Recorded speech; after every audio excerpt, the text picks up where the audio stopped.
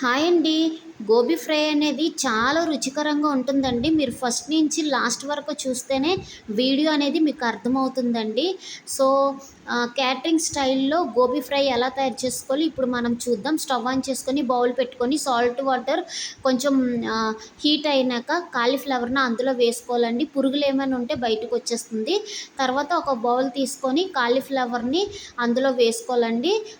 2 spoons garam masala, 2 spoons కారం పొడి, రుచికి సరిపడా సాల్టు, బైండింగ్ కోసం శనగపిండిని వేసుకోవాలండి. చెయ్యి తడి అయినంత వాటర్ మాత్రమే వేసుకోవాలండి.